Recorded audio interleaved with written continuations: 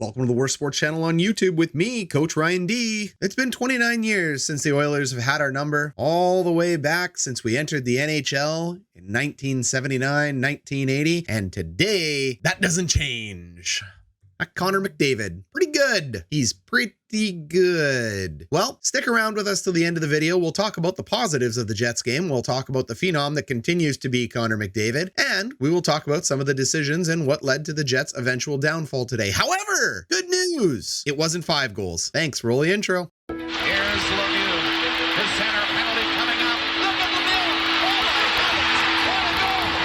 Oh, baby. Okay, everybody, thanks for finding your way back to my channel. Oilers fans, Jets fans, anyone watching this, if you like my brand of humor and you can understand which way we're coming at with this channel, please hit subscribe, like the video. We have been growing. Elevators here, going to the top floor. Well, I mean, I guess as high as a floor can go with the population of Canada. Anyways, the Edmonton Oilers power play continues to be extremely deadly, coming in at the second best power play in the league. Connor McDavid just has his way with the Jets. He shows up, decides he wants to get points. This is an easier game than a Winnipeg team going up to Norman to play a midget AAA game. It's point night, baby. Okay, most of you don't understand that reference, but like Winnipeg has a pretty good AAA team and Northern Manitoba has the population of like 9 and somehow they put a hockey team together. So that power play keeps clicking. Blake Wheeler takes both penalties. Nice job, Cap. And the Jets go down 2-1. The good news for the Jets, Connor Hellebuyck seems to have bounced back.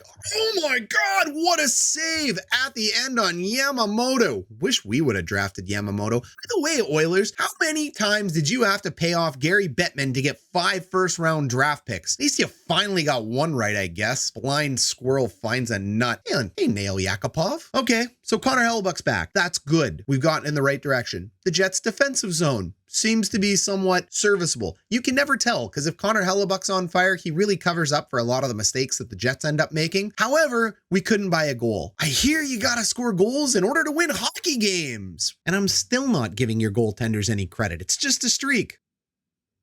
I hope that streak ends before the playoffs, though.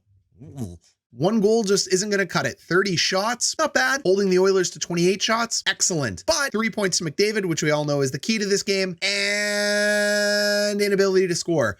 By the way, Paul Maurice, there's 2 minutes and 16 seconds left in the game. I understand it's a defensive zone faceoff, but your fourth line? What am I missing? My fourth line wouldn't have touched the ice in the third period in a game like that. Okay, well, no. It's a regular season game. Let me go back and correct that. Because these games don't technically matter, yeah, I guess I give my fourth line some time, but like I'm grumbly about it. And big shout out to my buddy Glenn for this one. Do you guys remember the year that Carolina won the cup? Guess who their head coach was? Peter Laviolette. Guess who their head coach was at the beginning of the year? Paul Maurice. Started the year off strong, finished the year pretty weak, got fired. Laviolette walked in, won the cup. I don't know what that means. I don't know where I'm going with this. Just saying. And full disclosure, Glenn's a goalie dad. Like his kid's great, but like goalie dads. But he is also a frontline ER nurse during the COVID-19 pandemic in the wards. So thanks. We saw Maurice make some interesting decisions today. He moved Dubois down to the third line with Vesalainen and Matthew Perreault. He didn't really get many looks. I struggle with Dubois right now. He's going to be a great future Jet, but his game has been